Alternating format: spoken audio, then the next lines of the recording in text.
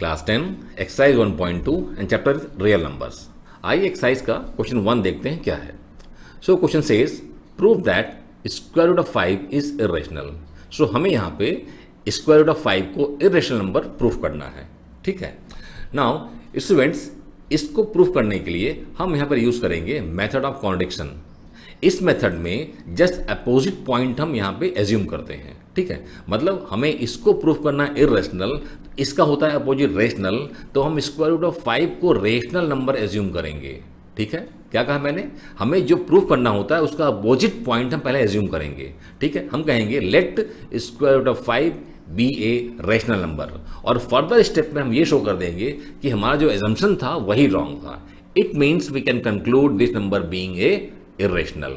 ठीक है, तो ये हमारा थॉट प्रोसेस रहेगा। ठीक है, आइए हम आगे स्टार्ट करते हैं। सबसे पहले पॉइंट क्या होगा, हम इसको एज्यूम करेंगे रेशनल नंबर। हम कहेंगे let us assume square root of 5 be a rational number. ये हमारा स्टार्टिंग पॉइंट। अब अगर ये रेशनल नंबर है तो इसे हम इंटीजर अपॉन इंटीजर लिख सकते हैं। मतलब वी कैन से कि square root of 5 is equal to a upon b where these are integers. क्या कहेंगे, where a b are integers, और साथ ही साथ जो हमारा ये b है वो 0 के बराबर नहीं हो सकता, आपको तो मालूम है चीज। And b is not equal to 0। ठीक है, अच्छा इसके अलावा एक और पॉइंट है, वो क्या कि यहाँ a और b जो है को प्राइम नंबर्स हैं। मतलब a और b में कुछ भी कॉमन नहीं है एक्सेप्ट 1। आप ऐसे समझो कि अगर मैं कहता हूँ कि हमारे पास में सपोज 5/6 है ना, तो इसे हम क्या बोल सकते हैं, इसे हम 5 इंटू 1 कह सकते हैं, और डिनोमिनेटर में 2 इंटू 3 इंटू हम 1 कह सकते हैं। अब देखिए आप, न्यूमरेटर में और डिनोमिनेटर में क्या कॉमन है, जस्ट 1। मतलब 5 और 6 में क्या कॉमन है, जस्ट 1, कुछ भी और उसके अलावा कॉमन नहीं है। मतलब 5 और 6 आपके को प्राइम नंबर हैं। ऐसे ही a और b को प्राइम नंबर हैं, मतलब इनमें कुछ भी कॉमन नहीं है एक्सेप्ट 1। ठीक है, ये पॉइंट जरूरी है क्योंकि इसको हम फर्दर यूज भी करेंगे। एंड a b आर को प्राइम नंबर्स। ठीक है, ये इंपॉर्टेंट पॉइंट है। ठीक है, चलिए आगे बढ़ते हैं। अब इसको क्या करेंगे, स्क्वायर, हम इसको दोनों साइड स्क्वायर कर देंगे। ठीक है, मतलब ये हमारा √5 है, इसको भी स्क्वायर करिए, और जो राइट साइड है a/b उसको भी स्क्वायर करिए। स्क्वायर रूट 5 को स्क्वायर करेंगे तो क्या आएगा, ये हमारा आ जाएगा 5, ये 5 मिलेगा। इधर क्या मिलेगा, ये हमें हो जाएगा a²/b²। ठीक है, नो क्रॉस मल्टीप्लाई, मतलब ये 5 इंटू b² और a²। देखिए 5 क्या होता है, 1 होता है। अगर 5 में कुछ भी नहीं लिखा है, इट मीन्स 5/1, तो 1 मल्टीप्लाई होगा a² में और 5 मल्टीप्लाई होगा b² में। तो हमें क्या मिल जाएगा, यहाँ पे यहाँ मिल जाएगा a² is equal to 5b²। ठीक है, अब देखिए राइट साइड में अगर हम 5 से डिवाइड करें तो डिवाइड हो जाएगा। मतलब अगर राइट साइड डिवाइड हो रहा है और उसके बराबर लेफ्ट साइड है तो लेफ्ट साइड भी 5 से डिवाइड होगा। ठीक है ना, देखिए मैं आपको एक्सप्लेन करता हूं। मैं पहले इसको लिखते हैं, हम पहले हम लिखेंगे कि hair 5b² is divisible by 5। अब अगर राइट साइड डिवाइड हो रहा है तो लेफ्ट साइड भी होगा। अब आपके मन में आएगा कैसे, है ना, कि कैसे हम कह सकते हैं। चलिए ये पॉइंट समझते हैं।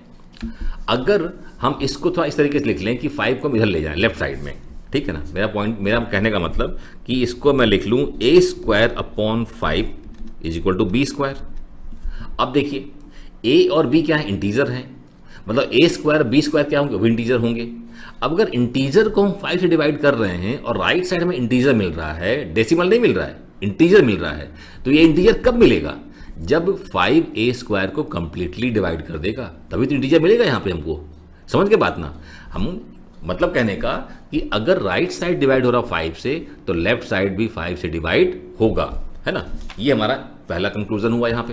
क्या बोलेंगे कि therefore A square is also divisible, A square is divisible by 5। अब देखिए, अगर ए स्क्वायर 5 से डिवाइड हो रहा है तो ए भी डिवाइड होगा। मैं पहले इसको लिखता हूं, फिर मैं बताता हूं कि क्यों लिख रहा हूं मैं इसको। मैं क्या लिख रहा हूं, therefore A is divisible, A is divisible by 5। अब इसके लिए एक्चुअली एक स्टेटमेंट है ना। क्या स्टेटमेंट है, एक मिनट, जस्ट 1 सेकेंड। इसके लिए एक थ्योरम है एक्चुअली हमारे बुक में, एनसीईआरटी में, थ्योरम 1.2, ठीक है ना। आप देखिएगा उसको, आपको मिल जाएगा एनसीईआरटी में। उसमें क्या कहता है कि अगर हमारे पास में कोई एक प्राइम नंबर p है, ठीक है, क्या है, लेट p बी ए प्राइम नंबर, मतलब अगर हमारे पास में कोई एक p प्राइम नंबर दिया हुआ है, ठीक है। अब इसके बाद में अगर ये ए स्क्वायर को डिवाइड कर सकता है तो ए को भी डिवाइड करेगा, ठीक है। क्या कह रहा हूं मैं, नाउ इफ p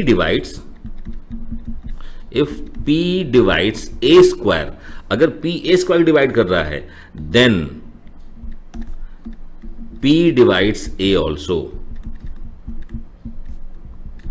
समझ गए पॉइंट। अगर p ए स्क्वायर डिवाइड कर रहा है तो p ए को भी डिवाइड करेगा। ये हमारा थ्योरम है। उसके लिए क्या होना चाहिए, p हमारा क्या होना चाहिए, प्राइम नंबर होना चाहिए। तो देखिए p हमारा यहां पे क्या है, 5। क्या हमारा ये 5। अगर 5 ए स्क्वायर को डिवाइड कर रहा है तो 5 ए को भी डिवाइड करेगा। इसकी हेल्प से मैंने ये लिखा है, ठीक है। वैसे एग्जाम्पल लेके आप समझ सकते हैं। अगर एग्जाम्पल मान लीजिए कि मैं कहता हूं कि 10 का स्क्वायर क्या होता है, 100 को 5 का डिवाइड कर रहा है तो 10 को कर रहा है कि नहीं कर रहा है, कर रहा है ना। देखो आप, मैं आपको एग्जाम्पल लेके बताता हूं। जैसे 10 स्क्वायर, क्या कह रहा हूं मैं, आप देखो 10 स्क्वायर को 5 डिवाइड करता है कि नहीं करता है, करता है, क्योंकि 100 है, 100/5 ये आपका 20 आएगा। तो अगर 5 जो है वो 10 स्क्वायर को डिवाइड कर रहा है, अब देखो आप मुझे 10 को करेगा नहीं करेगा, 10 को भी करेगा। मतलब कहने का कि अगर 5 जो है ए स्क्वायर को कर रहा है तो 5 ए को भी करेगा। अगर 5 10 स्क्वायर को कर रहा है तो 5 10 को भी करेगा, है ना। ये पॉइंट है, ये आपको यहां पे समझना है, ठीक है। तो देखिए हमें यहां पे ये मिल गया एक बहुत इंपॉर्टेंट स्टेटमेंट कि ए इज डिविजिबल बाई 5। सबसे पहले इसको मार्क कर लीजिए इक्वेशन 1, इसे हम मार्क करेंगे इक्वेशन 1, और इसे मार्क कर लीजिए नंबर 2। ये भी इंपॉर्टेंट स्टेटमेंट है, इसको आगे हम यूज करेंगे। चलिए अब देखिए, अगर a हमारा 5 से डिविजिबल है तो हम a/5 इज इक्वल टू, हम कुछ एज्यूम कर सकते हैं, लेट इट बी c, ठीक है ना। हमने क्या कहा, let a/5 equal to c, where c is an integer, c is an integer. अब देखिए a/5 इक्वल टू c, तो a क्या मिल जाएगा, therefore a is equal to 5c, ठीक है। अब इस a की वैल्यू को 5c को हम यहां पे इक्वेशन 1 में एक जगह सब्स्टिट्यूट करेंगे और उसको हम फर्दर सॉल्व करेंगे, ठीक है ना। चलिए उसमें आते हैं, नेक्स्ट पेज में आते हैं हम, ठीक है। अभी आपको थोड़ा सा अगले पेज में आना पड़ेगा, ठीक है। देखिए तो अब हमारे पास में क्या है, हमारे पास में है, now put a is equal to 5c in equation 1। अब इक्वेशन 1 क्या था, अभी अभी आपने देखा है, इक्वेशन 1 है a square is equal to 5b square. तो a की जगह पुट करेंगे 5c, तो क्या मिलेगा, हमें मिल जाएगा 5c का whole square is equal to, क्या मिलेगा, 5b स्क्वायर। अब ये हमारा हो जाएगा 25c square is equal to 5b square. अब अगर 5 को हम लेफ्ट साइड में लाएंगे और डिवाइड कर देंगे तो क्या मिल जाएगा, है मिल जाएगा 5c square is equal to b square. अब देखिए आपका जो ये 5c square equal to b square है, ये कुछ कुछ आपके इससे मिलता है ना। जैसे हमने यहाँ पे कंक्लूड किया था कि 5 डिवाइड्स a, कैसे किया था कि राइट साइड डिवाइड कर रहा 5, मतलब लेफ्ट को भी करेगा 5, और जब लेफ्ट a स्क्वायर को करेगा मतलब a को भी करेगा। तो ऐसे यहाँ भी कि 5c स्क्वायर को डिवाइड करेगा 5, मतलब b स्क्वायर को भी करेगा, और अगर b स्क्वायर को करेगा तो 5b को भी करेगा, है ना, वही हम यहाँ पे लिखेंगे। हम क्या लिखेंगे, हम यहाँ लिखेंगे कि हेयर 5c² इज डिविजिबल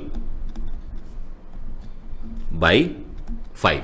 ठीक है, अब अगर ये डिविजिबल है तो ये भी डिविजिबल होगा, है ना, ये ऑलरेडी हम पिछले पेज में देख चुके हैं। Therefore b² is divisible by 5। अब अगर b² है तो b भी होगा, therefore b is also divisible by 5। ठीक है, अब देखिए इसको मार्क कर लीजिए, लेट इट बी नंबर 3। अब हमने यहां पे b को हमने क्या शो कर दिया कि b 5 से डिविजिबल है, और लास्ट पेज में देखिए हमने क्या किया था, लास्ट पेज में लिखा था कि a भी डिविजिबल है। अब a भी डिविजिबल है 5 से और b भी डिविजिबल 5 से, तो व्हाट वी कैन से कि a और b में कॉमन फैक्टर है 5। तो फर्स्ट राइट इट डाउन, क्या लिखेंगे हम कि therefore we can say therefore a and b, therefore a and b have a common factor, have a common factor 5। लेकिन अब ध्यान दो आप, ये कॉन्ट्रडिक्ट कर रहा है हमारे उसको कि a और b क्या थे, को प्राइम थे। देखिए हमने यहाँ पे क्या कंक्लूड किया कि a और b में कॉमन फैक्टर है 5, लेकिन हमने पिछले पेज में देखिए यहाँ पे हमने a और b को हमें क्या, a और b को प्राइम नंबर्स हैं, यहाँ पर को प्राइम नंबर्स हैं, लेकिन हम यहाँ पे क्या हमने डिराइव किया, हमने क्या कंक्लूड किया कि a और b जो है कॉमन फैक्टर है उनमें 5 है। क्या है, a और b में 5 क्या कॉमन फैक्टर है, तो ये जो है उसको कॉन्ट्रडिक्ट कर रहा है। ठीक है, तो चलो राइट इसको लिखते हैं पहले, बट दिस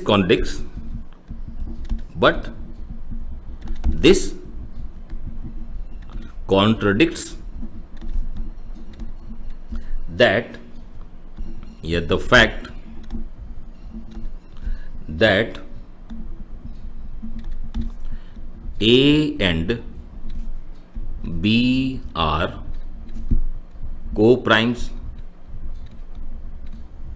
ठीक है, ये जो स्टेटमेंट हमारा है कि A एंड B है कॉमन फैक्टर 5, ये कॉन्ट्रडिक्ट कर रहा है हमारे पहले वाले को कि A और B जो है को प्राइम है।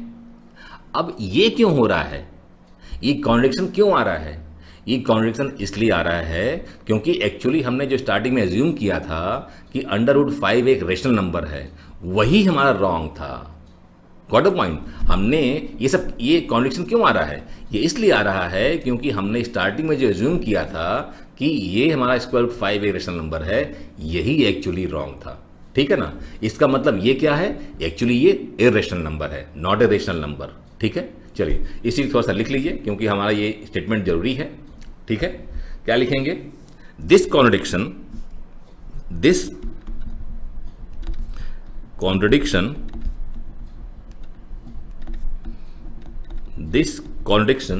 has arisen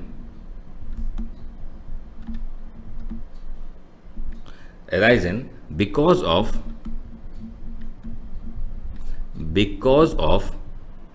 our incorrect assumption